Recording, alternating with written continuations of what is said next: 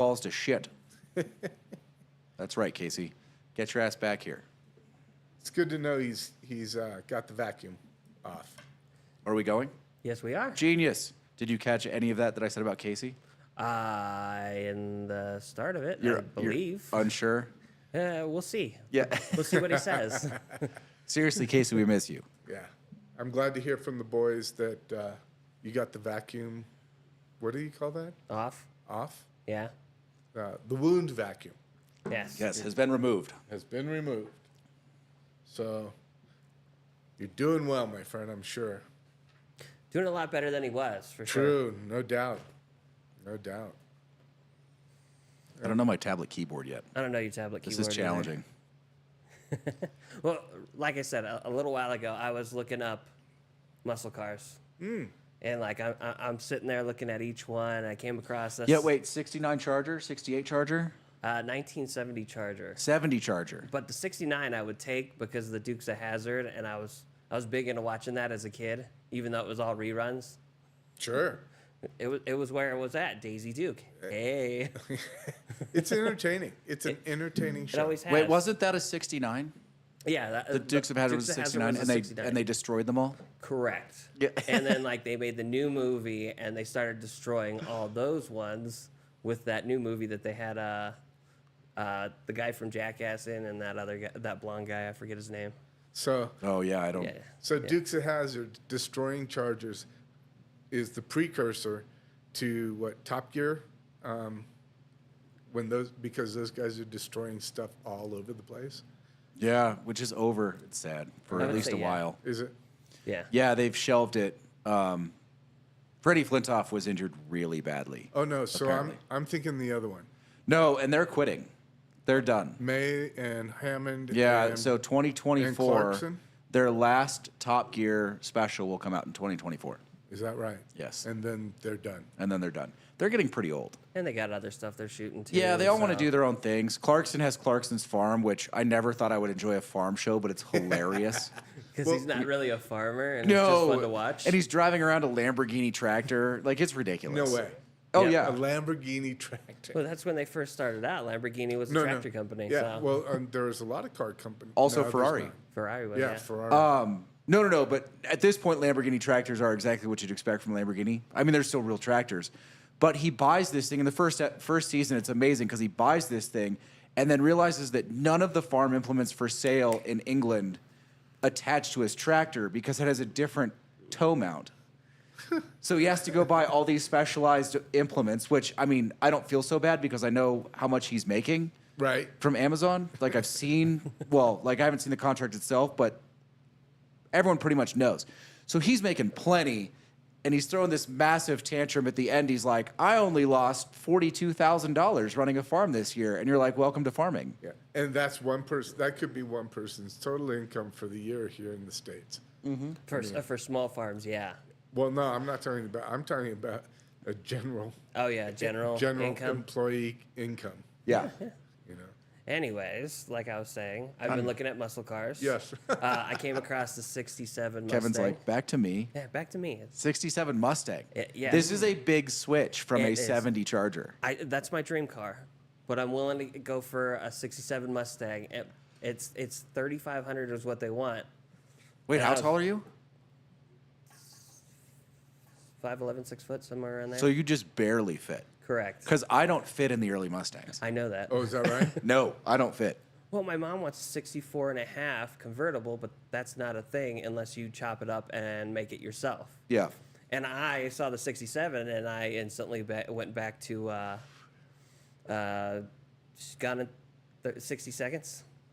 Yeah. Eleanor. Eleanor. That's where I went in my mind. I'm like, hey, I could have one of those. But that's a very special Mustang. It is, and I'm not finding one. Well, no. Yeah, they're kind of rare. But yeah, I've Well, been isn't looking at. that why they stole them? Because of the rare. Yes, that's why it was in the movie. Yeah, Because it was very rare. It's the unicorn, essentially, his unicorn. But really, it's everyone's unicorn because Yeah. not a lot of people can get it or see it.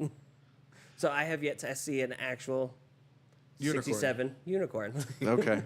Well, I'm working on it. So though. you were looking at Chargers, or you were looking at muscle cars? I've been looking at muscle cars for the last like week, and I'm like, I got that money. It's either the transmission or I just get a project car, and I'm like, I'm bouncing between the two. Get Because your the transmission, I could get the truck up and running, and that's what I've been waiting for since 2018. But No, but go get I like that projects and I like muscle cars. Go get that transmission handled. Uh, And I- the reason being is because then after you get that done, you'll be motivated to do project cars. You're already motivated to do project cars. I already have a project car that I'm still working on, which is the 69 Chevy Custom 10. Yeah. I gotta get a new bumper for. I have to redo the exhaust system, but I was thinking about straight pipes with the cherry bombs attached. That way I can roar down the road and people can get pissed off. What you mean is you can roar by your dad's house. Yes. Yeah. Well, right now, as I drive down the street, anybody that have their window down, and I don't know why I do this, I like take my foot off the gas, let it slow down, and then I step on it and just let it roar past. Because you're an asshole. I am an asshole, but it's so fun for me. You should put it in neutral and do that. I'm looking at eventually changing our engine out when this engine dies out to a 454 instead of Chevy 350 in there. Oh man, And then I can really scream. is there space for it? Yes, there's a ton of room inside those engine compartments on the 69s. Yeah, but I know that there's a ton of space in there. The question is it going to fit, or are you going to have to rig it? I'll probably have to re-weld in some new engine brackets and all that, but they're yeah. pretty close to my knowledge already. Yeah. I think the transmission is the thing that I'm worried about the most. Was it the 70 Mach 1 Mustang? They wanted it bigger because of the Challengers and the Camaros. Yeah. So they just made it longer Well, that's the funny with part. no purpose. That's exactly what they did. But the best part about those Machs is they used to have to put on the fastbacks a wing on the back to keep the rear end to the ground. Yeah. A little bit more for that ground force. They did that on the 66 Dodge Charger, which they had to aftermarket it because they never put one on because it would just slide. And then the 67 is when they started actually putting it on. I mean, how fast do you have to be going to actually get downforce on those cars? Fair question. I don't know. Off It's the top of my it's- head. You probably got to get over 60. I was thinking closer to 100 I mean, to get meaningful downforce. meaningful, yeah. Before like your engine loses the ability to just blow out the rear end. I don't know. That's a good question. Plus, with their weight, it might not matter. So what you're saying is I should just fix the truck and hold off on the muscle car. Well, that's practical. No, I mean, listen, anytime you can buy a car that wants to crash itself, you should. Exactly, and that's what I was thinking. I'm like, So, Charger, 60. I would take anything from a 67 to a 72. I go at least to a 74. Would you? Yeah. 67, not so much because that is the fastback style. And I wasn't too big into the fastback other Right. than when it came to like the 65 Mustang. And the 67, they extended it just slightly, but it's still a fastback. The Mustang. Yeah. Yeah. Yeah, I can see that. Watch this. So many comments are going to be like, no, We don't have any comments. not yet. I think I'm the only one watching right One now. day. True. We'll get there, though. People view these episodes. I know after the fact. We do it in the middle of the night. I mean, we like to go live. In New York, it's like 2 a.m. I mean, here is the biggest thing. When we're here, it's in the middle of the night, and everybody that comes through here, One day, the degenerates will find us that is true. and realize that we're their people. The degenerates from out east. So I had to buy new snowboard boots because I finally blew out a pair. Usually I wear them out from the inside. They just get wrecked. I break them down so they're just too flexible. This pair legitimately blew out in the toe box. But you were expecting that. You knew that was going to be the direction it was going. Yeah, it wasn't a surprise. It was just you were hoping it would be a little later down the line instead of. It kind of is later down the line. Usually, only get 100 runs out of them? Yeah, but 100's a pretty solid average. Yeah, and you got 110. I think I've got 110 to 115 on them. Yeah, Yeah. but when I say down the line, I'm like talking about the season. You're hoping it might be later in the season, Yes. I was hoping to get closer to like 120 or 130 out of them. right? Well, you started teaching in them, and that's really where you. That didn't help. Yeah, no, it wouldn't. And you're I don't rough see on how it boots, so. I know. I beat the crap out of them. But you have another set of boots.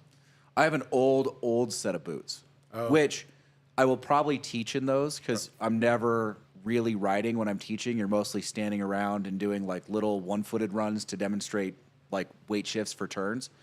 So I don't have to worry about how flexible they are because the structure of them is completely broken down. Right. But they are still sealed, unlike the pair that I was teaching in. But I needed a pair of boots to actually ride in, like when I go riding for myself. Right. So I needed a new pair of those, and I got them.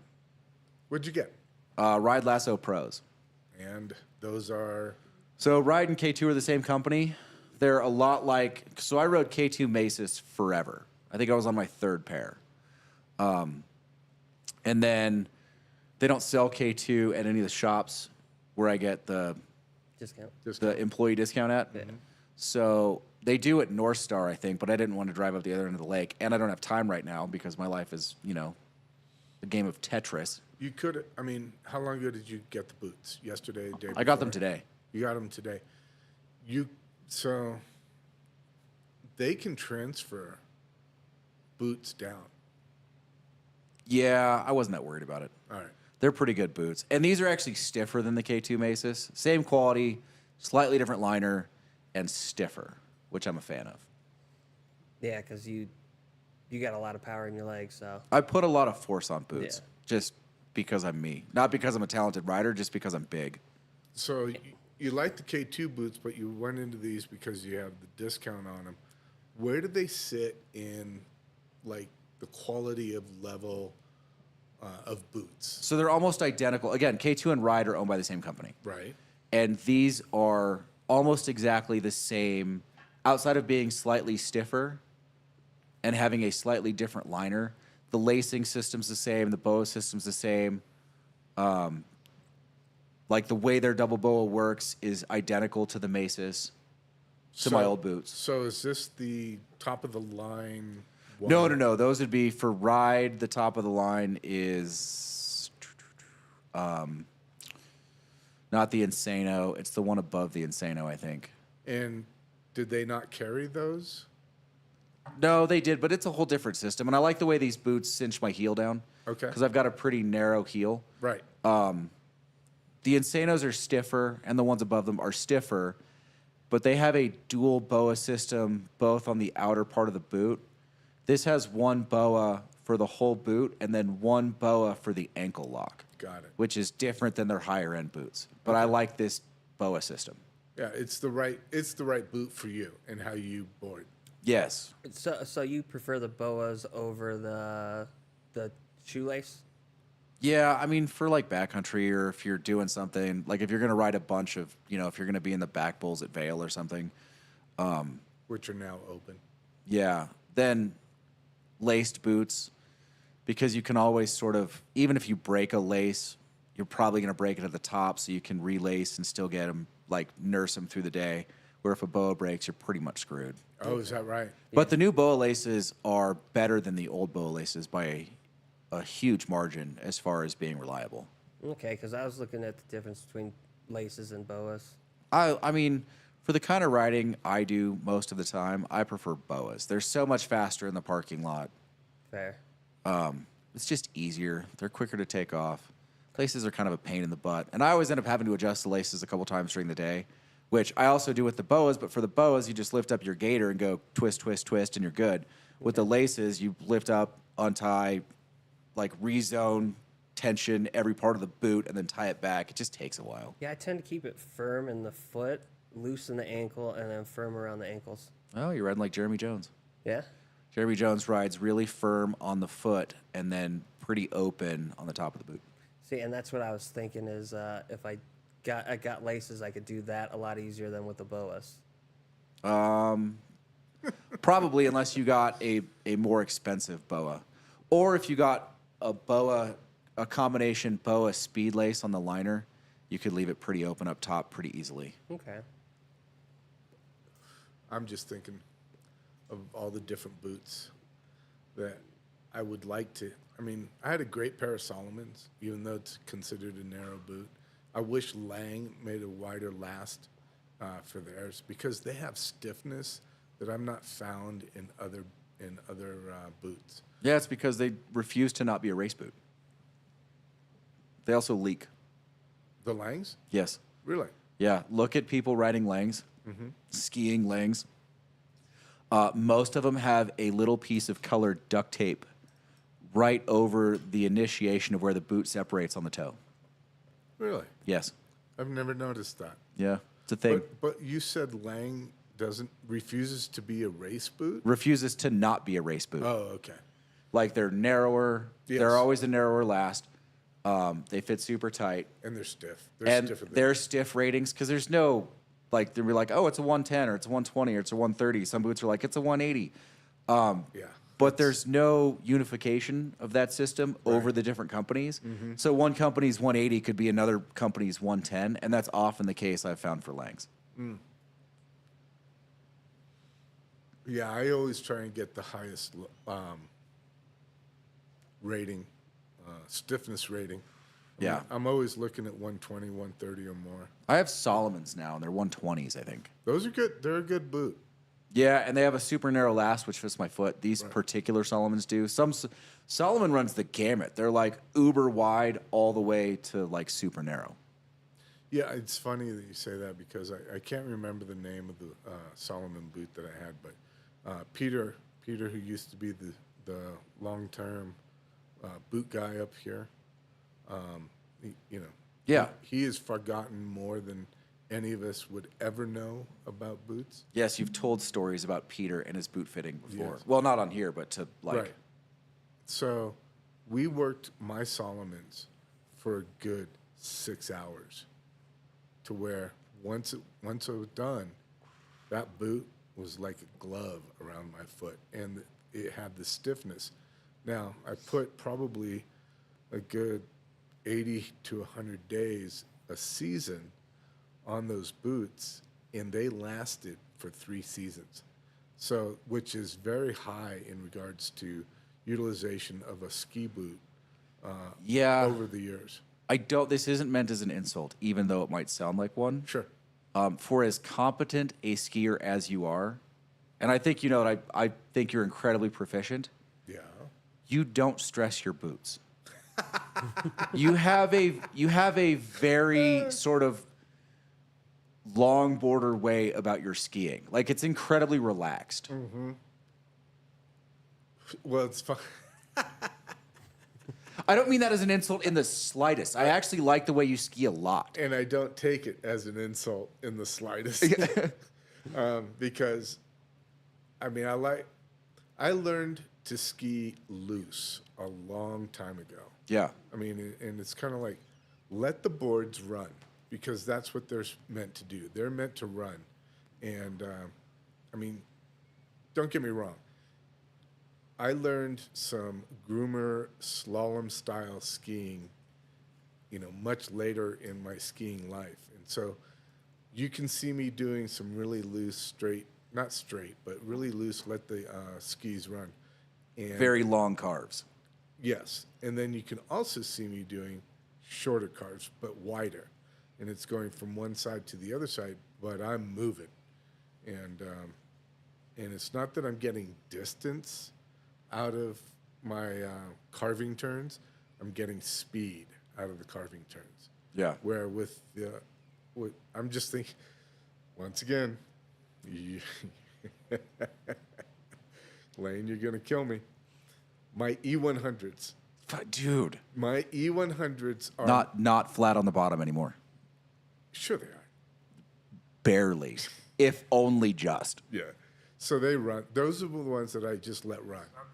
But I have K2s, and I have another pair. I got a pair of Nordicas that I need to start to use, like my E100s. But I got a pair of K2s that are very nimble, and I use those for the bumps. Yeah. I use those for the carving turns as Yeah, the well. mind benders. Yeah, I don't like those skis. I know you don't. They chatter so much. They have a use, and their use is short carving turns or bumps. I think it's because I got used to super damp snowboards. Like I rode Lib forever, Right. and Mervin boards are super damp. There's an extra wet layer in them. Like they use a lot of epoxy, so they're super damp, and they don't chatter. Right. And I went from riding lib boards to skis, and then I put on those mind benders. So then I went to the Death Wishes, Right. also super damp, Right. and then rode those mind benders, and it was like I could hear my teeth chattering. They're not. They're not a damp ski. No, they're not at all. But that's why I like the Nordicas. And, Yeah. And I mean, the Nordicas do remind me of my E100s. For whatever reason, I'm coveting those Nordicas. I'm just like, I'm babying those because they're basically my new baby. You got to get on them, man. They're meant to be Yeah, used. That's true. I mean, maybe not in these conditions, but once we have snow. I don't know. I'm actually, it's funny you just made me think, because these conditions are more like the Sierra Cement, which is a common type of snow for us, wet. I'm wondering if my E100s will run as good as I think that I want them to with the wetter snow. They may not, actually. Yeah, they've got a super wide shovel Yeah. and a pretty healthy side cut. They might not like the heavier snow. Yeah. My E100s. Yeah. Yeah, I don't think they're going to. Those mind benders might like it a lot. No, the mind benders are going to definitely like it better. Kevin's like, I don't know what you guys are talking about. Hey, you're bending my minds, guys. Yeah, holy just one lane face. Jesus. Good grief. You're welcome. How very punny of you. So Very funny. So limited terrain, but yet now we have the Traverse connector from the top of Sky over to Nevada, and Yeah. that'll be interesting Worth doing once a day. for you, Only Yeah. once. and actually for me too. I mean, if I really have to be honest about it, I'm not interested in going back and forth on the mountain. I'm interested in going over and skiing the hell out of something, and then coming back and skiing just a little bit and going home. Yeah. It's you've heard me tell the story of when I was first starting working for Vail. We had a marketing department, and part of that marketing department was for interviews on the chairlifts, and the thing was you had to do at least one interview on each chair. Oh, I remember those interviews. They were terrible. I felt so bad for the people doing them. Well, it's funny. The people doing them, like myself, we didn't care. Yeah. We were happy to be on the snow, going anywhere we wanted, all over the place, except for like Killebrew and Mott Canyon. It's like, no, you're not allowed to go over there. And I understand that. But so it took me. So I tried it the other day, or last season, or the season before last. I rode every chair once and did it in 2.5 hours, Okay. from both sides of the mountain. That's pretty good. Oh, there are a lot of days where I wouldn't want to have anything to do with the Mont chair. Oh, sure. But you didn't have to do the Mott chair. Yeah. You couldn't do the Mott chair. It wouldn't allow you to. I mean, if you did it, oh boy. Like when that you starts get in trouble. When that starts getting icy and just bumped out. It's not fun anymore. No, I had some buddies on snowboards that one guy was skiing and two guys were snowboarding, and the skier's like, let's go do Mott. And they're like, I don't want to do Mott today. That sounds terrible. It had been 10 days since a storm, Oh, wow. and he talked him into it. And he didn't have a good time. And the snowboarders got to the bottom, and they're like, you're an asshole. Well, I mean, so there's ways to ski Mott when it's like what you're talking about. It's 10 days since the storm. You don't go to Bill's. You don't go to Hemlock. You don't go over there and do those shoots. You go into Holly Gully, or you go over to Pine Nuts. Yeah. Where Holly Gully, you're in a gully and you're going back and forth, and it's so much fun because you're just swinging back left and right. And then Pine Nuts, it's wide open. It's just there's no big ruts or anything that can be created because it's just so wide. Yeah. And that's what I like about Mott is Holly Gully. I mean, don't get me wrong, I like the shoots and I have fun in the shoots, but it's got to be fresh. Do you know how many videos there are on YouTube of guys? Like the caption of the video is, "This was a mistake," or "Got in a little over my head," and it just goes to them dropping in a mott. Oh, Like is that right? 10 days after a storm. You just hear them scraping. There's like trees in the run, those little trees that stick out. It's just miserable. Like you can feel their misery in the video. That sounds horrible. Yeah. Anyway, so if you're going to ski mott, you want to go either during a storm or within 1 or 2 days after Yeah. the You storm, mean and that's it. you should get in line on a powder day? Yeah. If you For can the make dropping it. of the rope? Yeah. Yeah. Yeah. Yeah, What's so- the biggest you've ever seen that line? Oh, for getting on the rope? Yeah. Oh, God. 10 yards? 10 yards. I mean, I've seen it with a couple hundred people up Right. top. Oh, yes. Oh, you're talking about number of people? Yeah. Yeah, I haven't seen like 100, but I've seen probably a good 50 to 70, Okay. you know. And the thing is that you're only at one entrance. You're only at that one drop in, right? Or for the rope to drop. Yeah. And you don't know in what order they're going to drop that rope. No. And so that's what's funny to me. You know, it's like you could be waiting at the top gate, right?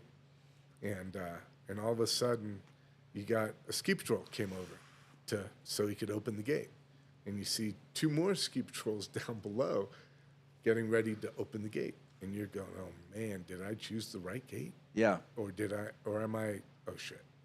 Yeah. Now what do I do? It's like, oh, they dropped that one down there. Do I ski down there real quick and go in that gate before they drop the rope on this gate? It's like, I finally just got to the point where it's like, no, I'm at the gate that I want to be at. They'll drop the rope when they're ready. And I'll just go from there. How much does it affect it when they drop the other ropes? for So you?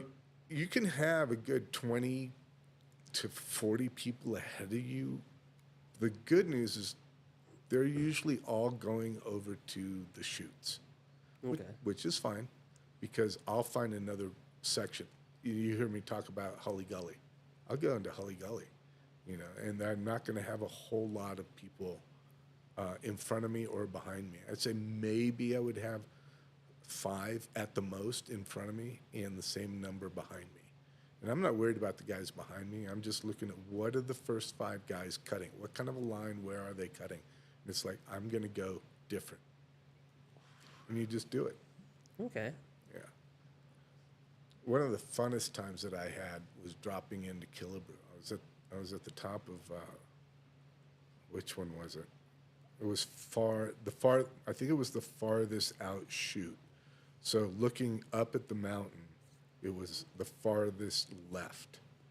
But it had a 10-foot drop where you had to drop 10 feet of air before you could get your first turn. And that was fun. That was so much fun. And it's like, oh, I know it. And it's like, I look at the guys at Jackson Hole dropping the couloir. What couloir is Corbett's. that? Corbett's. And I'm like going, holy fuck, man, those guys are dropping some air before they even land. I think the biggest I've seen it is like 20 feet. Okay. Sure. I have no doubt that it would be that big at Corbett's. Yeah. For sure. I mean, even I went over to, what was it, Sentinel Bowl at Kirkwood, and that was a good 15-footer. Yeah. I mean, the wall is notorious for having a drop in. Right. On the backside, if you go out to Fawn Ridge, there's usually a drop in. Okay. I'm going to have to do that this year. Yeah. Pick a few small drop-ins. I'm a little old for the big drop-ins. I'm that's just not a going to mindset. heal as easily. That's the thing. Are we going to get Kevin to drop some? Yeah, once I learn how to ski a little better, sure. I drop in, I break a leg. We got to get you up there. Are We have to there get you up there and run through some of the basics. I am trying to get up there right now. It's one of those things trying to figure out my sleep still, and then it's I going to get that. change, and hopefully it's better because I'll go back to sleeping 1,400 to 2,200, and then Are you going back to Graveyard? yeah, Oh. so then I could get back up here and snowboard a little bit during the winter season. I think that's my best bet usually, unless I could stay on day shift for a while. Yeah. Yeah. If I could stay on day shift, then I mean, if could you probably like get a it, few right in. on. I've never enjoyed graveyards. No. I'm always up Oh, that God, late no. anyways. I mean, The clubs are what I like. so you guys know I did a graveyard the other night. Oh yeah. Oh yeah. Oh God, and I can't. I mean, so I usually stay up late anyway, right? I'm usually up until 4 or 5 in the morning, and I thought, oh, this is a piece of cake. It's a walk in the park, and I went in and I forgot that I'd been up most of the day, and I went into this and it's like 5 o'clock came around and I'm like, oh, fuck. Yeah, you were in here. Yeah, I was in here. I got the call to go, and but 5 o'clock pulled around. I go, okay, I only got another hour. You know, it's like I can do that. And then what I realized is that I lost a step. I was supposed to have opened up the lodge. Well, I did, but only the front 2 doors. I didn't open the back side. I didn't open the sides. And it's like, oh man, I'm gonna get called out on it, and I didn't, but. Graveyard, I don't think I'll ever do that again. Yeah, that's Yeah. brutal. It is brutal, especially since I was up most of the day. What day was that? Oh, God. Was that I was in here for one of the games. It was a Thursday. It was a Thursday. Was I teaching the next day? I believe you were. I think I saw the locked doors. Did- I opened one at lunch oh, into the Really? California bar Yes. off the backside over there by First Ride. whoops. Some guy was like, and I Yep. got up and opened the door for him. Whoops. Yeah. That was me. He was like, "Why is this locked?" I'm like, "I have no idea." Because the guy that I know that worked graveyard before we got here dropped the ball. Oh my In god! fact, I even saw an email to that effect. One of Dave Davis. Oh, Yeah, good old Dave Davis. sent an email to security, and security forwarded on to me, and it's like, okay, Sorry. yeah, sorry. Does he not have keys? He's a director. Yeah, he should have keys. I agree. Yeah. But maybe so I think his comment was in regards to people were trying to get in, and he showed up, Yeah. and he probably obviously he let people in. I would hope, Yeah. right? But he sent an email that please put this on the opening List. list. Yeah, and there's really no list, and I think that's what got me. Is they should have a list that you can look at and go, oh yeah, I got to do these. Well, yeah, I mean, granted, I had been up for almost 24 hours, and I'm opening the front foyer doors, thinking, okay, I've opened the lodge, and it's like, well, the lodge is now open, but it's a limited opening. It's like the rest of Heavenly. It's Yeah, fine. it's limited. So, So look, we're getting you ready for the rest of the mountain. You need to learn to navigate closed terrain. I shouldn't say that. I could get in trouble. I mean, they do need to learn how to navigate a little bit. no. No, Yeah. I can't even I mean, navigate that, and I don't I've think- been up there a few times. Oh, What? Did you just ash on the floor? yeah, I just the connection of the extension to the headphones. I tapped it and I lost my ears, and then I tapped it again. I got them back. Okay. I don't think we have anybody who's listening or viewing this podcast No, thankfully. that's going to say anything to the Vail Upper management. management. Yeah, I don't think the they. senior leadership team. I don't think they care that much anyway. They seem to enjoy the fact that I can actually stand in front of people and be relatively pleasing. Relatively, I like Only that. relatively. Listen, everyone has their limits. No, I'm pretty good in front of a group. Yeah, you are. I would. Yeah, but dude. You were a bartender for how long? Yeah, actually, when they found that out, they were like, "Oh, you're gonna be fine." Yeah. You run a cigar shop? Okay. The one guy, the senior manager, he was like, "Wait, what did you do before this?" I was like, "Well, I was a bartender for a long time. I left out all the other stuff." And he goes, "Oh, for like how long?" It's like, "Oh, like 15 years." He goes, "Oh, yeah, you'll be okay." Yeah. Was that John? No, Oh. that was Jess. Oh, Jess. Okay. And then one of the other guys I'm gonna leave their names off. So when I was requesting Sundays off because of this place, Right. he was like, "Oh, you work there?" I'm like, "Yeah, I own it." He's like, "Oh, cool." So he drives DoorDash or Uber Eats or whatever on the side. Uh-huh. And he goes, "Oh, how's the big guy?" Oh, yeah. How's Casey? And I go, "Funny you should ask. That's why I'm working so much." Ah, yes. He goes, "Oh, okay." I told him a little bit of what happened, and he was like, "Yeah, that makes sense." He goes, I'm sure we can get you Sundays off, at least until he comes back." I was like, "Perfect. I appreciate that." Nice. Because, otherwise, I'm going to be a mess. Has he intimated to any degree how long before he thinks he's going to be back? No, it's sort of up to the doctors, because it's even though he's still, even though they remove that piece of equipment, he's still encumbered a little bit in his regular walking, Okay. because he still has to take care of that wound until it's healed up. True. So True. it is what it is. Yeah, I think Casey fell asleep on us. He's not here. Ah. No, he's not. I shot him a message to see how it was going before I actually checked it myself. Yeah, he's probably better. I mean, he's probably better off. Yeah. He needs all the sleep he can get. Yeah. He needs good rest. For my sanity. Speedy recovery. Anyway, And he's working on it. Oh, I'm a surprised. healthy recovery. I'm surprised, Will, you haven't asked me about Trump being removed from the Colorado primary ballot yet. Oh my God, I forgot to ask you about that because when I heard of it and saw it, I go, "Fuck! I wonder what Lane's take is on that."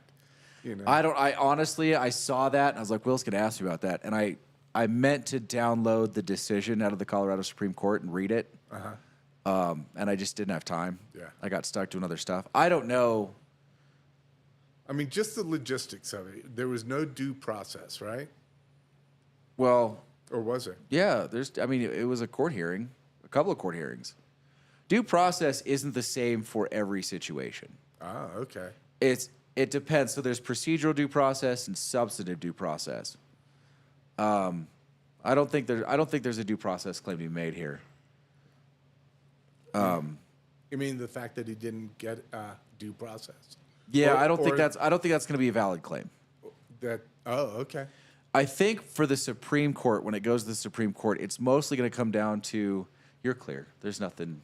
You're not on camera. What's that? Oh, it's mostly going to come down to whether or not it's a political question. So, what the Supreme Court is going to have to decide, because regardless of what political leaning they have, whether they're conservative or liberal, Right. this ruling will likely apply to other people. Like, there's a lot more challenging elections now than there used to be, going all the way back to like Hillary Clinton, who for months was spouting off that she won that election, right? So this ruling's how they apply this ruling is going to apply to other candidates in the future, likely, because we're getting more polarized, not less.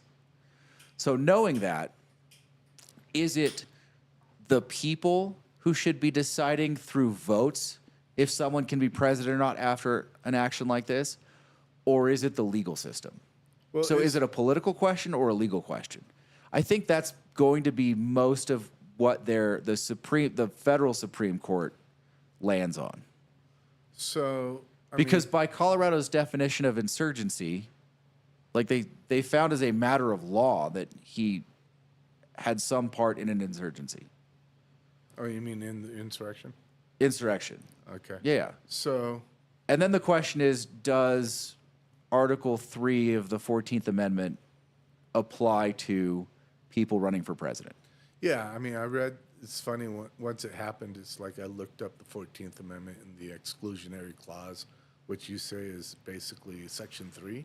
I think it's Section 3. So I looked at it, I read it, and I go, huh.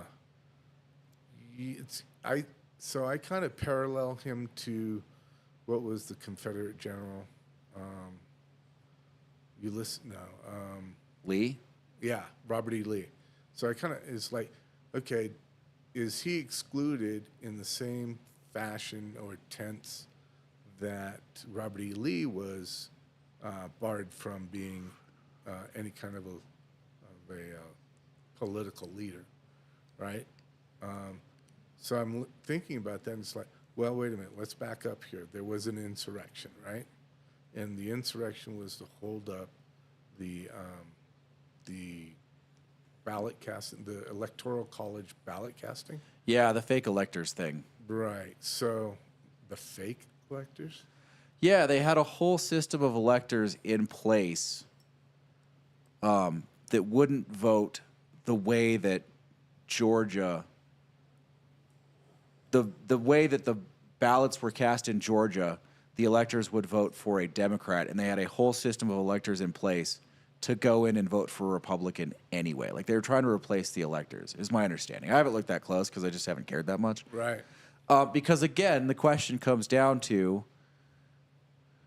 like, so it's called the political question doctrine. If it's properly a political question, the Supreme Court is supposed to stay out of it Right. because it's no longer a legal matter. Like the people can decide with their votes. Okay, but so the insurrection was basically to stop that political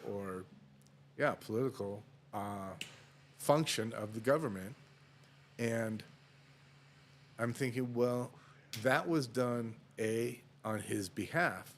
Well, if it was done on his behalf, at what point did he orchestrate it, maybe, or he condoned it, right? Yeah, So- I don't think that's what the Supreme Court's going to be deciding on. Oh, They're not going to be deciding the insurrection question. of whether he was involved or not. Yes. They're going to say if he was involved, presumably the Colorado Supreme Court found that he was. If he was involved, does this clause then prohibit him from running for president? Right. Does it? How do you balance that against the political question doctrine? So if they decide that it does, they have to come to terms with is that is taking a power away from the people to vote for someone for president. It's not about Trump. It's about the power you're taking away from the electorate in deciding that he can't run. So it's about allowing us to vote for a specific candidate. Yes. Okay. Any candidate. Like they are. Yeah, no, that's why I termed it that way rather than saying. I think I could be entirely wrong, but there's a bunch of other questions. There's jurisdiction questions and a bunch of other stuff. But I think the biggest question they're going to have to come to terms with is if he in fact did commit an insurrection, isn't it still the people's right to vote for him or not? I don't think it is. I mean, if you parallel him basically to Robert E. Lee, Yeah, but was it even proper that Robert E. Lee be banned from running for president? oh. Well, so Robert E. Lee led a contingency that wanted to break away from the. Yes, they wanted to start a new country. Yeah, they want to start a new country. But Trump wasn't about starting a new country. So the question is. But again, you're getting way too far into the weeds in this. What I'm saying is, even if Robert E. Lee did start an insurrection, he tried to start a new country and secede however many countries were involved in the South. Does it matter? Like, yes, it's a provision of the Constitution, but provisions of the Constitution have to be balanced against other provisions of the Constitution, right? Okay. The political question doctrine stems from other things explicit in the Constitution. So which is more powerful? Is it okay to take power away from the people Right. in who they can vote for? Right. So, like, if Robert E. Lee was guilty, does it matter? Would he have been electable anyway? Maybe, maybe not, right? Yeah. You don't know. So the question so the people have an opportunity to vote for the candidate that they want to vote for. Yes. So, but right now we have a two-party system, or it's kind of like a two-party system because they're both voluntary. Well, but anybody can run. Right. But very rarely does that third Yes, party. but that's ancillary to this question. Maybe I'm not posing it correctly. Like, no, you are. But what I'm saying is everyone still has the opportunity to run. Whether or not they have the opportunity within the system to win is irrelevant. That's decided by the people.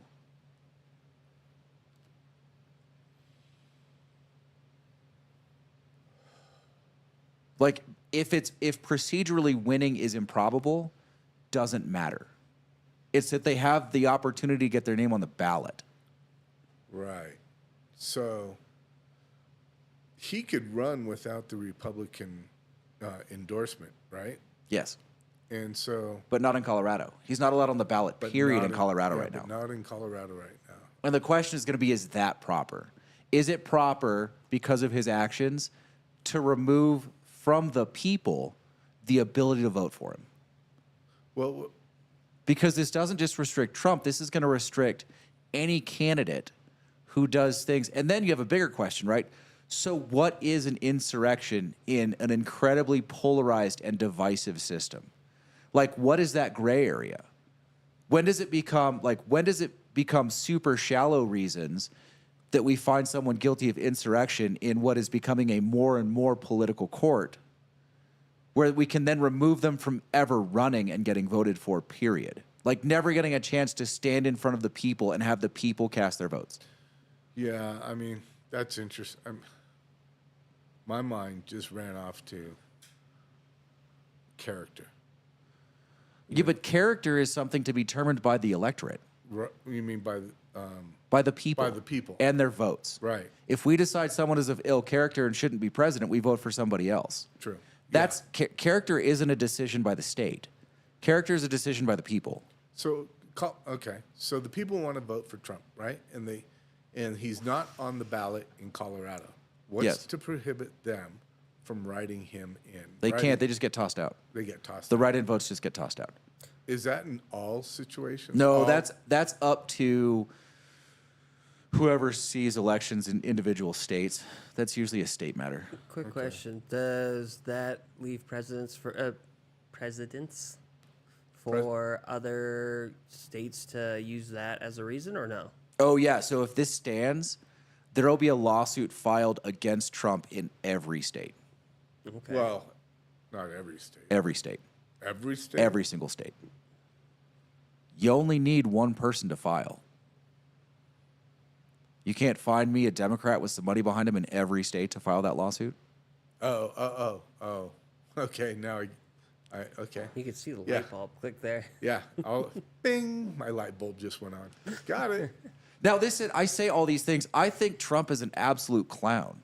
I also think Biden is a clown. No doubt. I mean, I have no vested interest in him being president again. But the question isn't, what does this do to Donald Trump? The question is, what power does this remove from the people, and is that okay?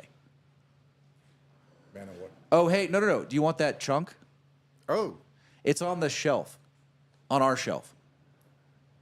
so it's oh gosh, I have way too much time on my hands because I've been wrapped around this election stuff, and it's not about him. But but yet he Some of it is about him.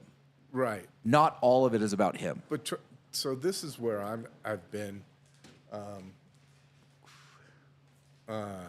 in regards to the election system, or not even the system, our candidates.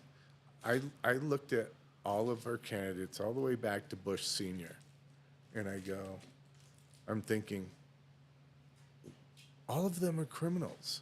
All of them have committed a criminal act, whether it has been indicted, whether it's been arrested, whether it's been processed through the court system and found, not guilty. Just because they find. Have they? I mean, what was Bush Sr.'s criminal act? Wait a minute. So, even though he wasn't, so he was found not guilty, doesn't mean that he didn't commit the criminal act. And I'm talking about anybody. I'm talking you, me, the common man. If we've done something criminal, I mean, I can speak for myself. I have done criminal acts. Okay, to what level? The statute of limitations has run. Thank you. So but I've still committed that criminal act.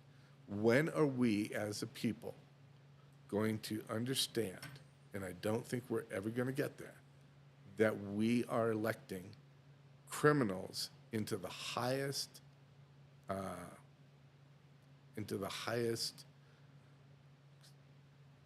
position that anybody could hold. Well- I mean, CEO, whether you're a CEO of a corporation or multiple corporations or a board, I mean, if you think about it, privately held companies choose whether the candidate's criminal acts even matter. Well, that's what I was thinking is, where do we define that limit? That's the thing. Is just running a red light consistent of a criminal act that limits you, or are we talking about mounds of blow, or Well, here let's even move away from that for a second, though. Let's move away from the heinousness of the crime. To my knowledge, they haven't proved Any Trump's direct involvement Right. in the insurgency. It's all speech. And what they're saying is he should have known that he lost and he did this. Right? Right. So he But violated. but it hasn't crossed to the level of unprotected speech, I don't believe. So when does what someone says become grounds to bar them from running for president? Well, I'm not even at that point. I'm basically in the general context of when are we, the people, going to recognize that even though the candidate has not been indicted, arrested, or processed and found not guilty. Oh, never. Yeah. I mean, and that's unfortunate. That's on us. Never, because we reward the ends and not the process. Right. But my question is, if should have known is the standard for a crime, or not even a crime, but an act, Right. and that act becomes barring for running for federal office, So, go ahead. when does what is otherwise protected speech, because you're not going to get them on incitement. You're just not. There's not enough there. So you don't get them on incitement, but you get them on insurgency. But now you can take speech that's otherwise protected and use it to bar him from running for office. So what speech is game? And when does that boundary get pushed so far that we can just take either side can take anyone they don't approve of, basically accuse them of something, file a lawsuit, and get them barred for running for president? In my mind, this becomes a very slippery slope. Okay. I mean, because what I'm thinking is that his actions or speech, which I would consider an action, violated the Constitution or the operation of enacting the Constitution. How? First of all, it wasn't successful, so it's an attempt crime. Right? Attempt crimes are specific intent crimes, or specific intent mens rea, which means should have known isn't even sufficient. No, I'm not saying he should have known. I'm saying that he proposed. That's not right. He perpetrated a breakaway from the Constitution because he was the one that was crying the most about the fact that he lost. Yeah, but again, protected speech, because I don't think they get him on incitement, which is what makes that speech unprotected. Yeah, I don't know. I mean, At what point does random comments on a YouTube video become barring for running for president? We are engineering elections at this point. Engineering elections at the highest levels of government, when again, that authority is an authority properly given to the people by way of votes. So when are we willing to remove that power from the people, is my question. I don't know. Yeah. That's what scares me. Oh, okay. Yeah, I'm not even there yet in my thinking in regards to. But when are we going to properly identify candidates? When we give people the tools to properly identify candidates, which we've discussed before. When we give people systems in order to properly vet candidates. Yeah. I mean, I believe that that's what we need. We have the technology for it. We just haven't been willing to do it because it's terrifying for the people that actually have money that are running for office. and usually it's the people with money that run for office. Yes. Oh, absolutely. Money, connections, power. There's a cost to them in a system where they can be properly vetted. Yes. But, What is the cost for presidency usually? oh, God. Hundreds of millions of dollars. Yeah. Yeah. That was I was curious about because didn't they say that Trump spent like 4 million or something like that, I think it was Oh, more he than spent I think it more was than that. more than that. like billion? No, it No, wasn't no, that no. much. Oh, I want to okay. say like 400 million. Yeah, I think a presidential campaign is approaching $500 million. That's expensive. 500 million? I don't think it's that. I think it's between 2 and 400 million. But it's all super PAC money. Right. That's why I'm thinking 40 million. I mean, but you're talking about what did he actually pull out of his own pocket in order to run for president? Is that what you're getting at, Kevin? Correct. But Casey chimed in. He said, "He who controls the media controls the White House." And, Yeah, he's and not that's wrong. not far off. He's not. No. I mean, for the last 50 years. Yeah, and so that brings my next thought up is what the first thought is when is America, we the people, not gonna elect a criminal? And all the criminals, I believe, go as far back as not Bush Senior. I'm not sure of his involvement in criminal acts, although he did run the CIA for a while. So I'm thinking, even back that far, all of our candidates have committed a crime. I mean, wasn't to Nixon? warrant- Oh, yeah. But was there somebody in between Nixon, like the peanut farmer, Carter? George Washington Carver. No. All right, the 2020 election total, the candidate spent $6.5 billion. Ooh, Wow. all together. All the candidates. Yes. Yeah. Combined. Yeah. That's an ass load of money. Yeah. Oh, yeah. I was gonna say astronomical, but I couldn't get the word out. That's a lot of Ass money. load is probably Yeah.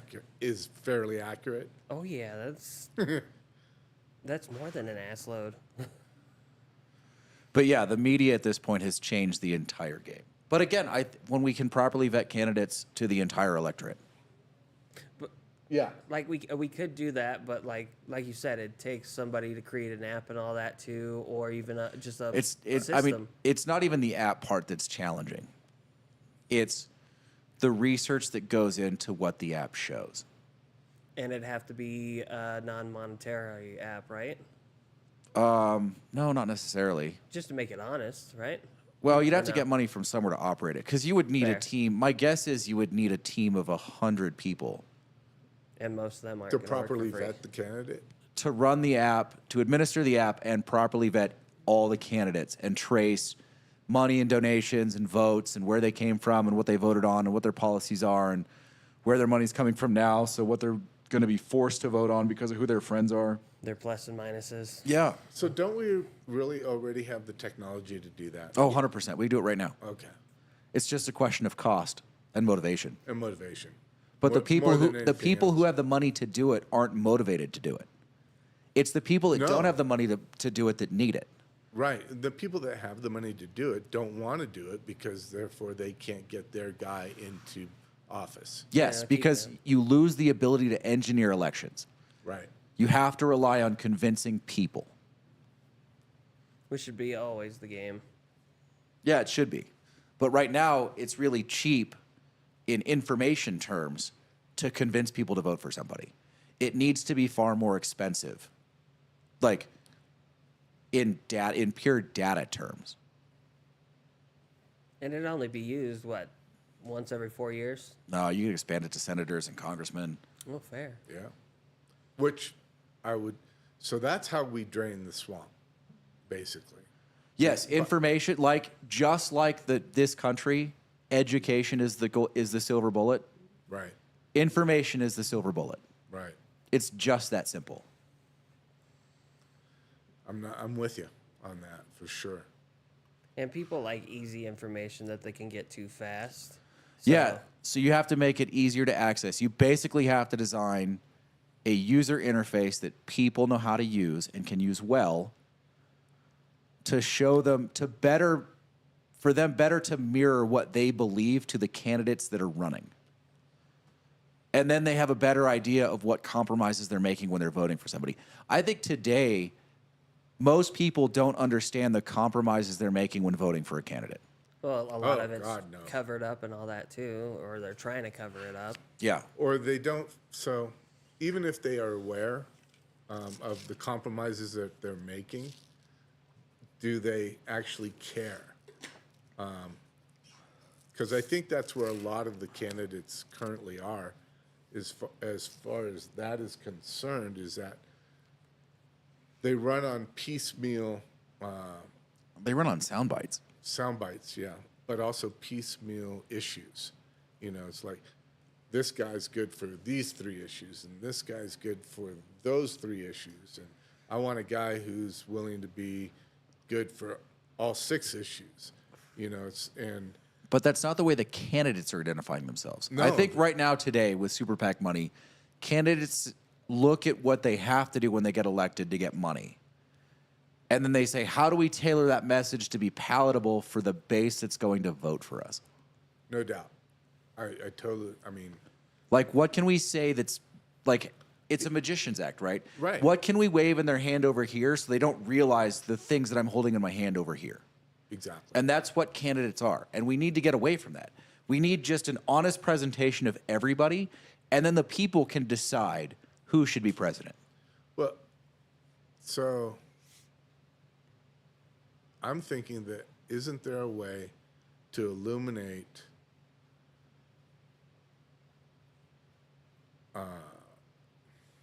proposed issues? You know, it's like it's one and the same. Building the wall is one, and the second part of that is stemming illegal immigration. And there's a base. They've separated that into 2 issues when it's actually one issue.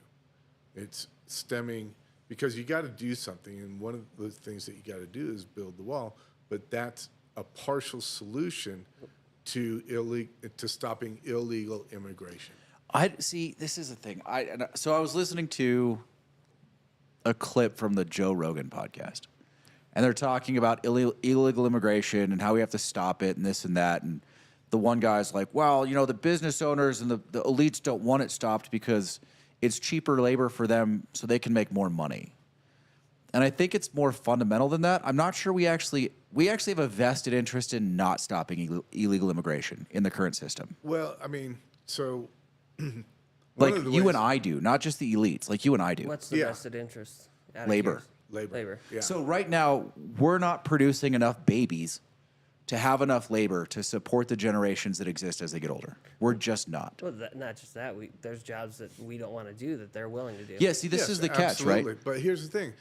Legal immigration is where we need to expand and allow the legal immigration to get us enough immigrants that will do those jobs rather than allowing an unchecked, untethered, influx of. But that's not what we're doing. And we. I know that's not what we're doing yet. That's where we need to go. Well, and I don't hear any of the candidates proposing a solution to that. Because no one gets elected saying we need to let more people into the country. And then And what's worse, sorry. I was thinking that the other issue is minimum wage comes into that gap. Now we have to pay them the minimum wage if they're legalized already. Well, we should have to pay them the minimum wage. Well, I yeah. agree here. I get I'm not that. saying we need to let people in to pay them $4 an hour. But right now, the people that are coming into this country, the way that we vet immigration, we're not letting people in that are going to do jobs like the lowest tier jobs in the country. We're letting people in to go to college. We're letting people in to program. We're letting people in to be doctors.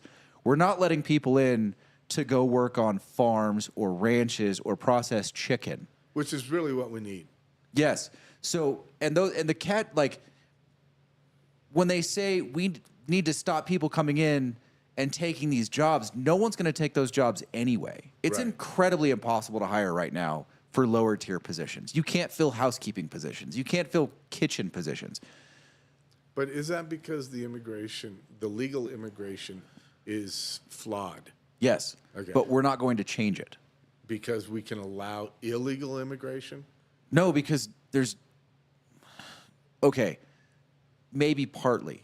But Okay. mostly because right now, we've skewed this so far to we need to stem immigration. So right now, I don't disagree with them, agree with them, I don't care. But if you listen to Peter Zion, he would tell you that we need approximately 2 to 4 million people on top of what this country's reproducing in babies to support the generations that exist as they get older. I think we let in 1.2 million people last year. So that number needs to go up substantially. I don't think we need to stem illegal immigration. I think we need to stem improper immigration. The immigration of the 200 or 300 people in here that want to come in and do legitimate damage to the country. Out of curiosity, how that's much the does it cost for immigration? I don't know. Because I'm thinking that's what keeps most people from doing it legally. No, well, maybe partly, and but no. the other part of it is that the system is just so encumbered. Oh, yeah. You're talking about someone who wants to come into the country who's got to wait 2 years for a hearing. Right. So what do you do with that? Like, our immigration courts are swamped, just swamped. So they're choked. Yes. Yeah. There's no ability to handle the volume that we need to handle right now. So you've got to spend more on immigration courts. You have to spend more on infrastructure, on how you define and vet these people coming in. We're not going to do that. Well, we think we're already doing that. But illegal immigration doesn't bother me like it bothers other people. And I've heard, listen, Jeff talks about all the time, what about these people on the terrorist watch list? Yeah, they're bad, but you're talking about a couple hundred people. There's at least 10 times that who already live here, who are citizens who want to do the same level of damage to the country. We're just going to have to buffer the systems that manage that after the fact. Because the hard truth is we need these people in the country to do some of these jobs because no one here wants them. So we're willing to risk that they want to do damage. We're willing to risk that because of our GDP from illegal immigration. I'm not talking about, forget GDP. Okay. I'm talking about being willing to risk some people who want to tear down this country in, Right. so that we can have fresh fruit in our grocery stores. I'm with you on that. I get that. The question is, at what cost are we willing to do that? I mean, granted, there's a lot of people here that are willing to do damage.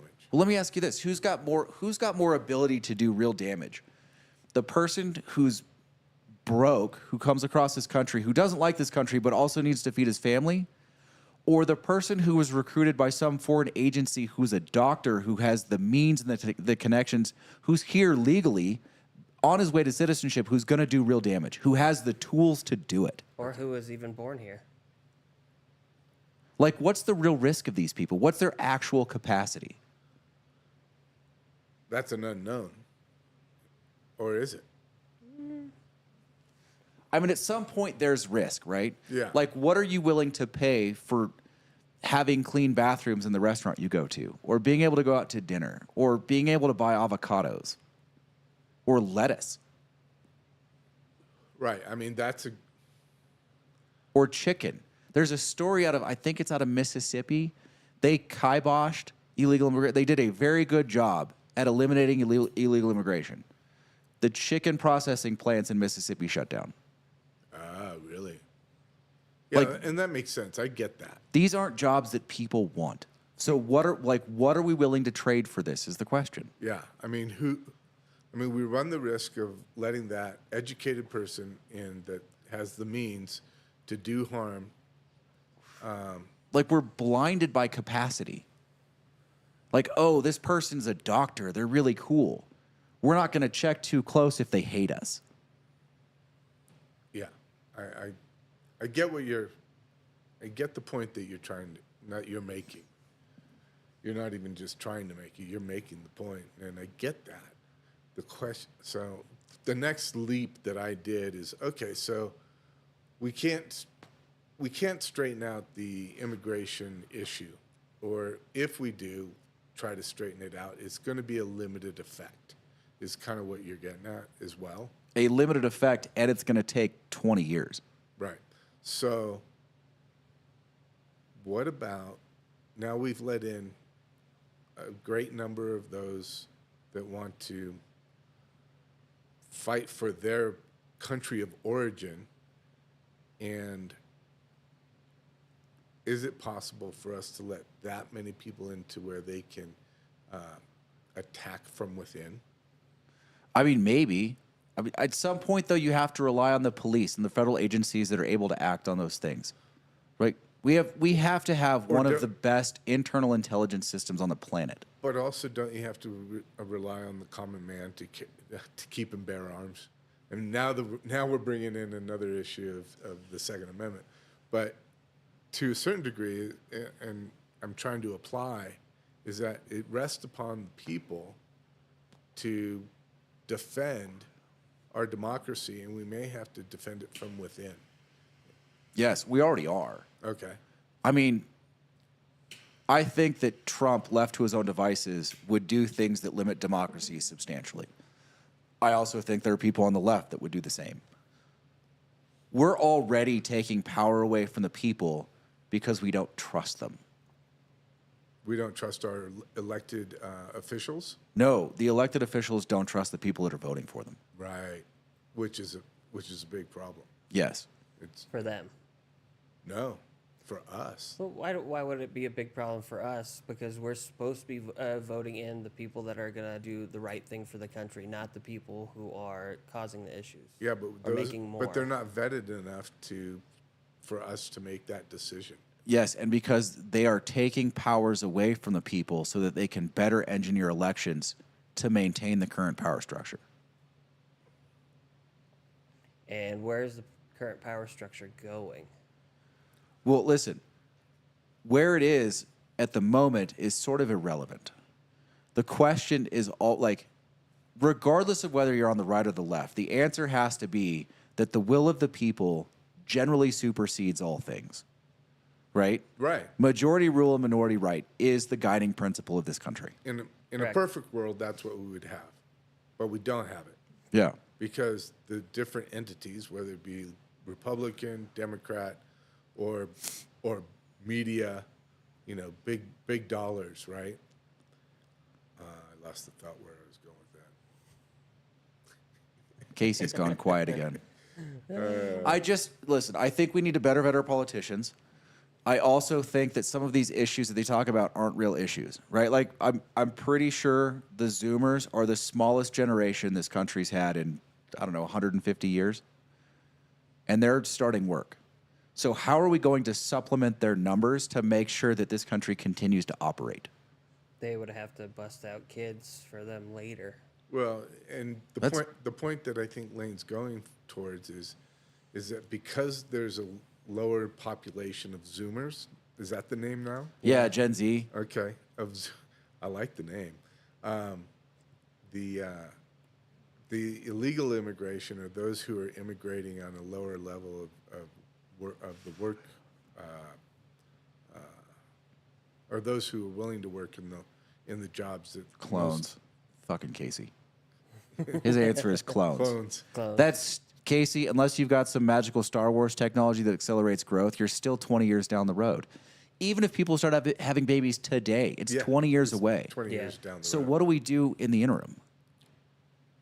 We allow the illegal immigration, right? We'd have Is to. that the solution? I mean, is on that s- what's going on currently, essentially? Yes. But the powers that be are selling it as an issue that's not really kind of an issue. Yeah, because right now it's a fundraising tool and a way to get elected. Republicans can say end illegal immigration, they get votes. And Democrats can say we need to control immigration, they get votes. Neither of which is going to be effective anytime soon. So, So what you need to do is manage risks under the current system. yes, and I get that. I mean, that's kind of where my question was, illegal immigration against legal immigration, and How would you manage those risks? well, yeah, that's what you and I as the people don't have a solution for that. That's why we're depending upon our crooked criminal government representatives Well, on a more to do that. on a more fundamental level, the police power is how you manage those risks. How we train and institute the police powers of this country is how you manage those risks. Right. Those people, listen, the people that hate this country are gonna be here. Sure.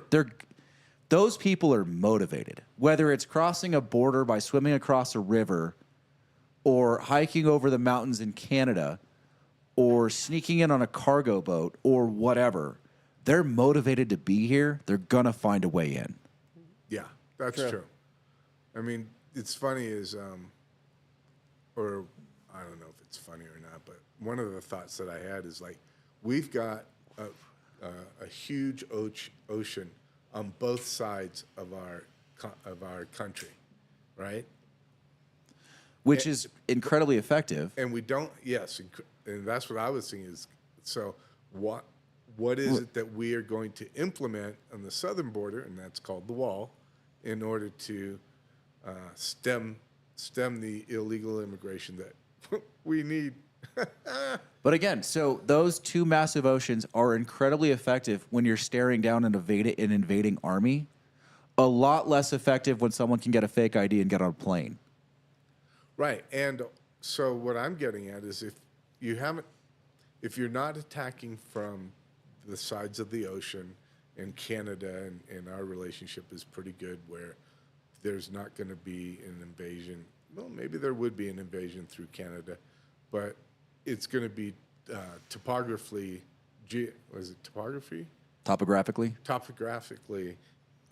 difficult to do that because, like we've discussed before, you got to feed those guys that are coming in. But what I was thinking about is all the people that we're letting in that are motivated to get inside and then attack the country from within.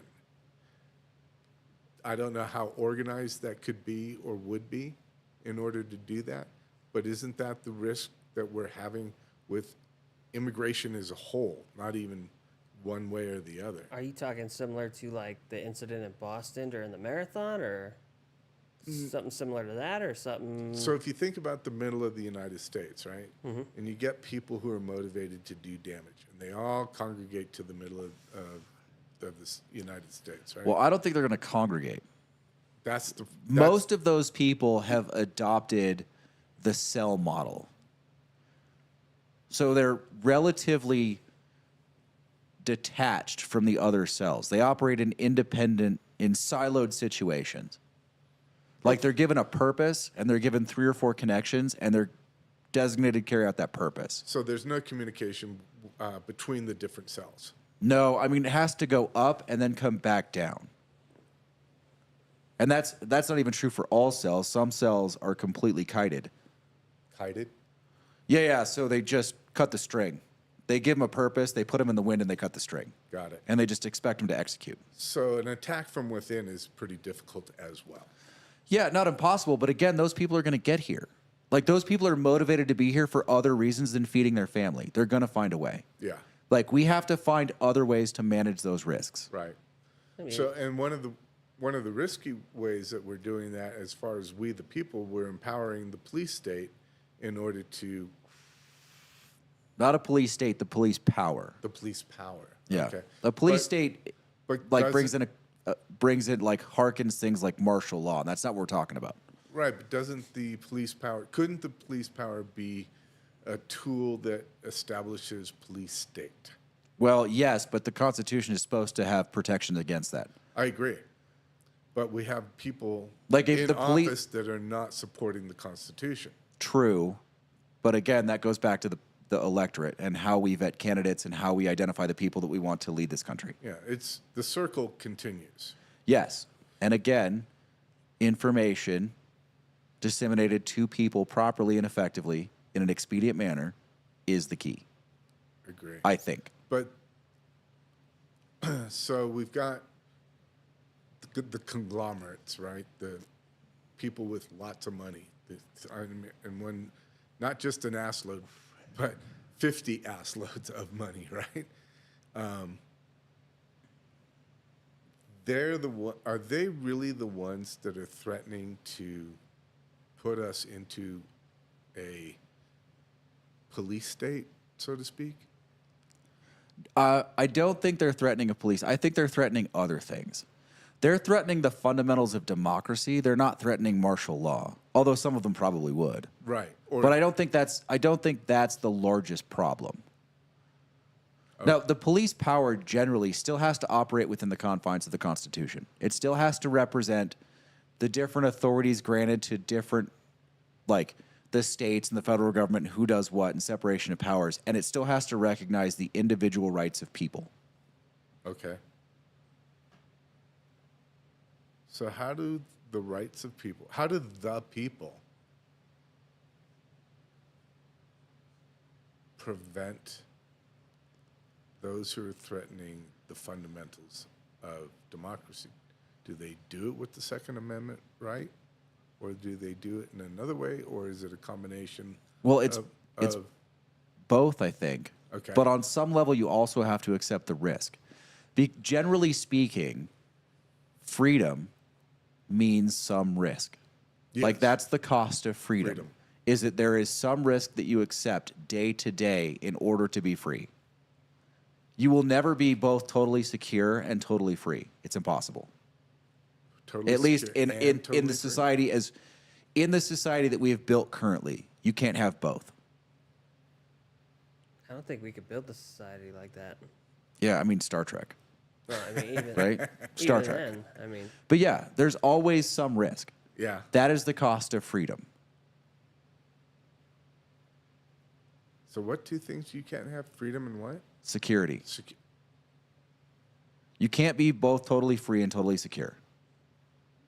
you have to give a little bit of rights in order to be secure, is what he's saying. You have to So- give up some freedom in order to be secure. Yes. Correct. Yeah. What's the line? Those that would sacrifice freedoms for temporary security deserve neither freedom nor security. What? Yeah, I forgot about that. What is that? Where is that from? It's one of the founding fathers. It is one of the founders. Yeah. Okay. Yeah, that's a great line. It is. It's not mine. I know it's not. You delved into your encyclopedia of knowledge in your head and pulled it out. There are certain costs to everything. There are certain costs to desire. So my concern or fear is that we let in those who want to do damage. Let me ask you And this, though. Why is it your fear? Why do you fear that if you're not even around it, really? Because it can grow into something that would affect my. Casey, I don't know if it was Jefferson or Franklin, but I think it's one of the two. I think it's a legitimate fear. I mean, it could be if it was something that I'd say if it could actually happen. To me, I don't see that as an actual possibility of something happening like that because they're not going to make it that far into the system to get there. Yeah, the possibility of the probability of the possibility is probably not. You can't measure it at that point. I think you're far more likely to die in a car accident. Which is where I'm at. That said, it's a righteous fear. It is. It is. But the question is, what are you willing to trade to suppress that fear? Are you willing to let people listen into your phone conversations? No, Are you willing to let people search your house at any time? no. So if they can't search your house, they probably can't also not search the perpetrator's house until they have enough probable cause to get a warrant. Right? So search. all these things still have to operate within the confines of the Constitution. The question is, what freedoms are you willing to give up to be 100% clear of that fear? I don't think you can you? No, I don't think so. And that's what you're getting at when you say freedom and Those who would sacrifice freedom for temporary security security. deserve neither freedom nor security. Right. The question is, why don't they deserve both? Because they don't have the fortitude to be free, and they don't have the knowledge to understand what the cost of their security is. I think.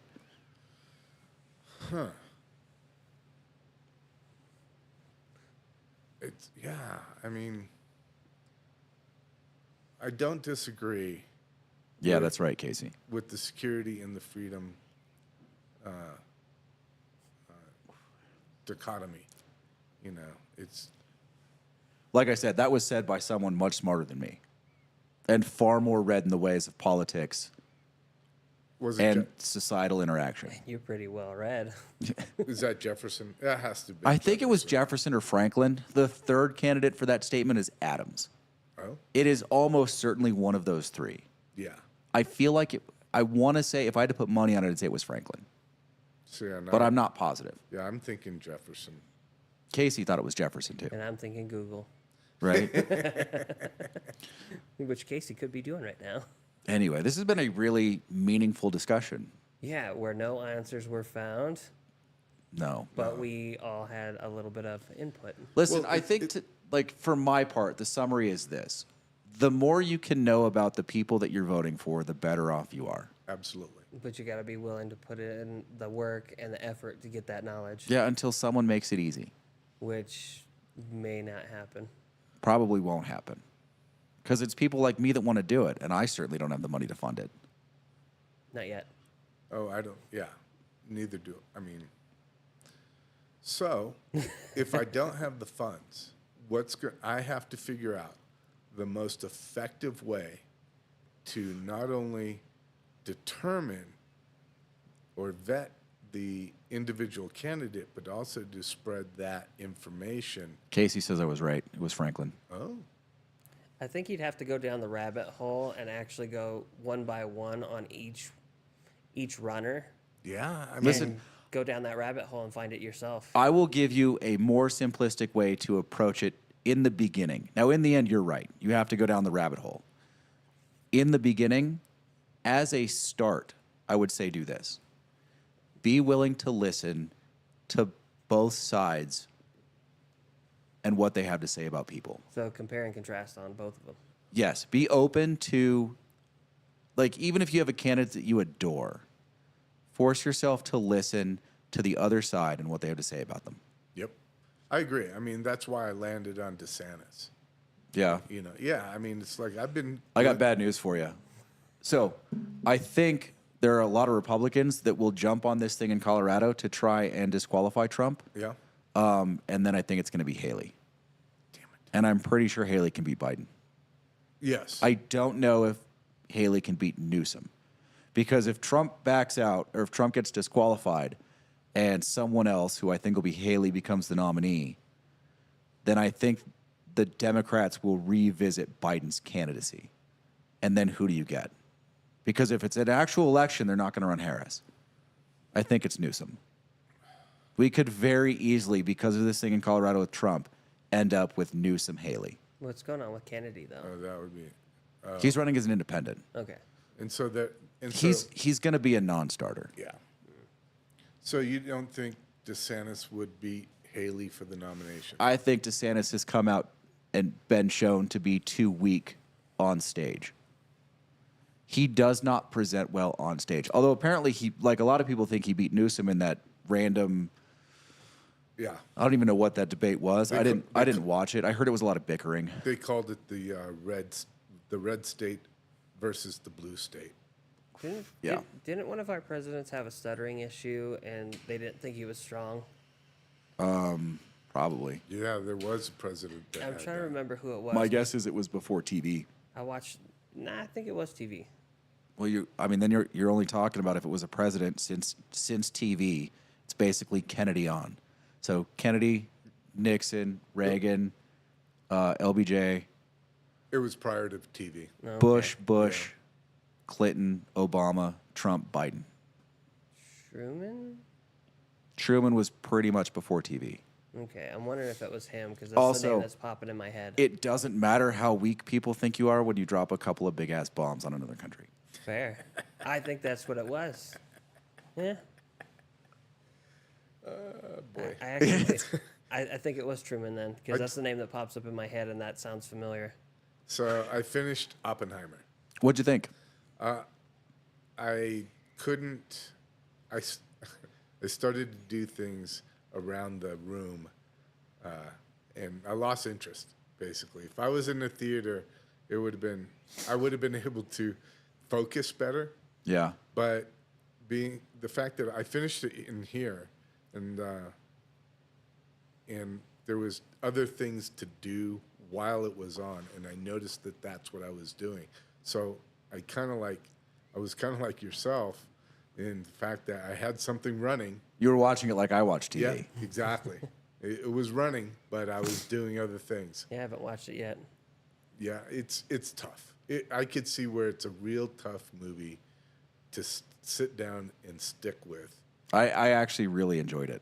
I liked it. I mean, I actually sat down and watched it. Did you? Yes. That's rare for you, Yes, I really enjoyed it. unless you're sitting in here and you have nothing else It's to do. it's an exceptional film. I don't know how accurate it is.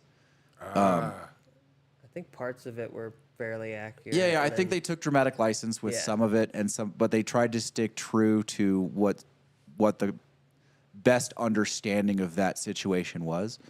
But I really enjoyed the intricacies of it. I thought it was fantastic. I liked it.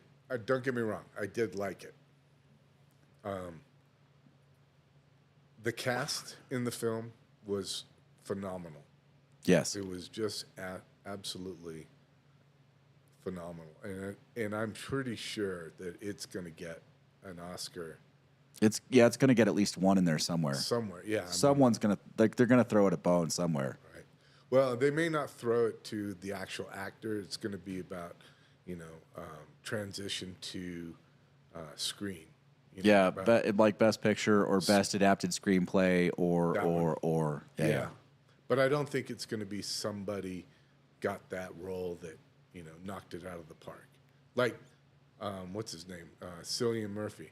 Yeah. I don't think he's gonna. He may, but I don't think he's gonna get that Oscar for his part. So he may be nominated, but not get the Oscar. Correct. Got it. Correct. Oh, I'm sure he's going to be nominated. You know who? There's another movie that's coming out, and it is unreal.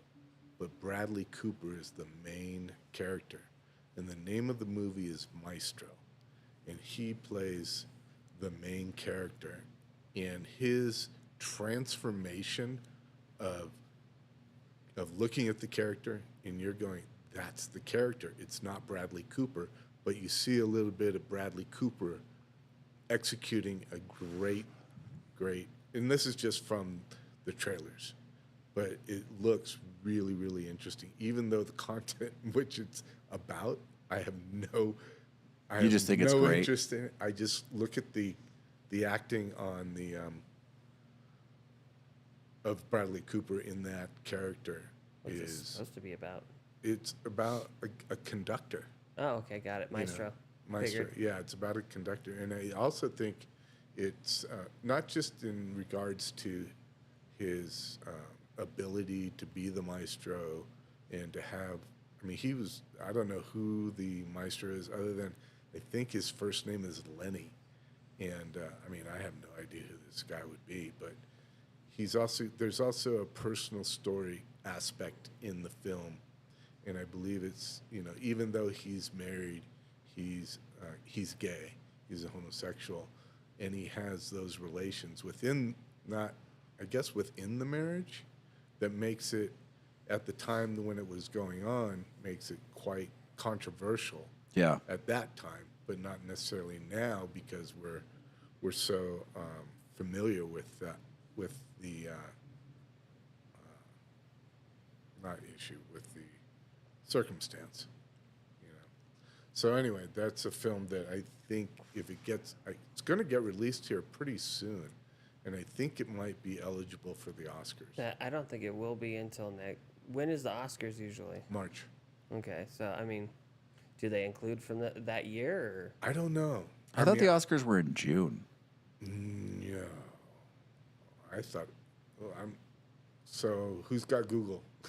Casey does. Casey's like, I'm not looking that shit up.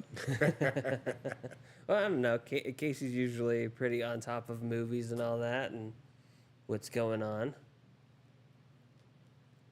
Oh, it is March 10th. Nice. Yeah. So I don't know. They may not include, if it gets released later than now in the first of the year, I think that's the cutoff. I think it's what's within a calendar year. See, and that's what I thought too. That's why they hosted in March, so they could make those decisions. Right. Gives them time. Yeah, because when you brought up Oppenheimer, it's World War II essentially when they're on the race for the nuclear bomb. Right. So when I go to a World War II movie, my favorite one is Fury. I'm not gonna lie.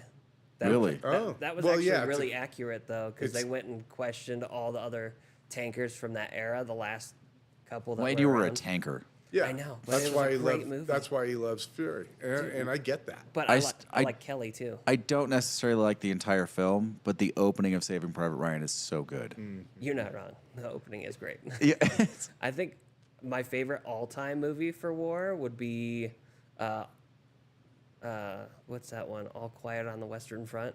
Okay. I saw it in school, and I remember every detail of it, and I enjoyed it. My favorite World War II, I don't know what you'd call it, media, isn't a movie, it's a miniseries. Yeah, Band of Brothers. Yeah. Band of Brothers, yeah, that makes sense. Band of Brothers is phenomenal. So so my movie would be Private Ryan, right?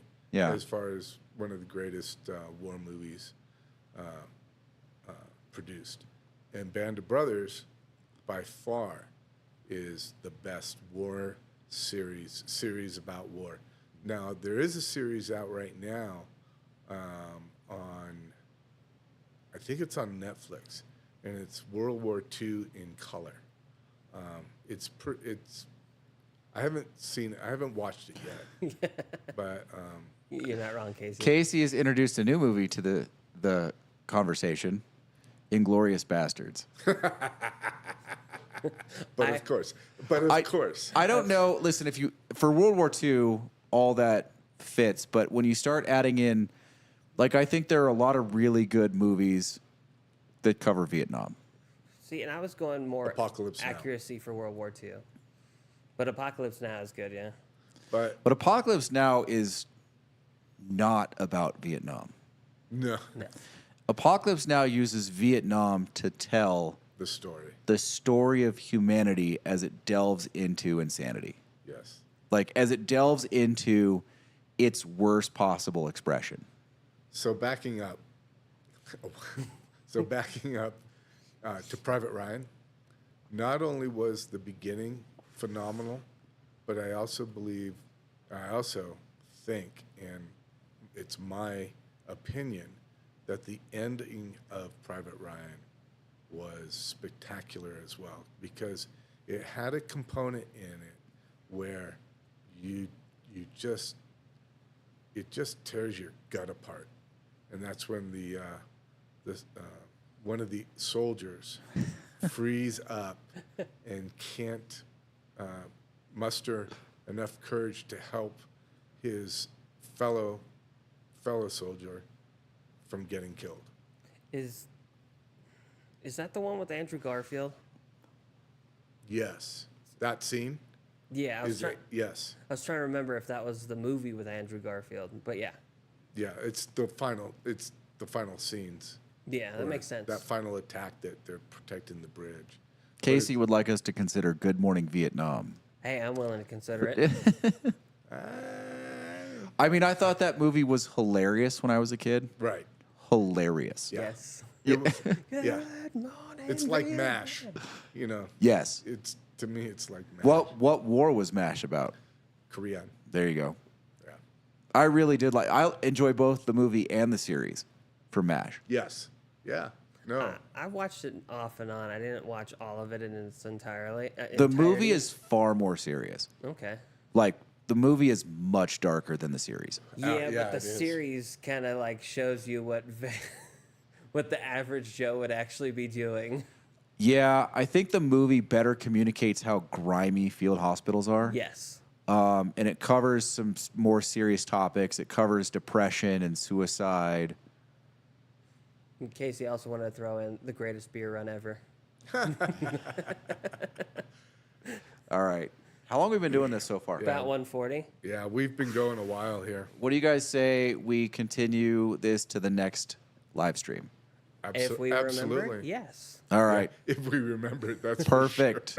Because I am done for the night. That sounds like it. Anyways, I'm Kevin. That's Will. Pretty One's Lane.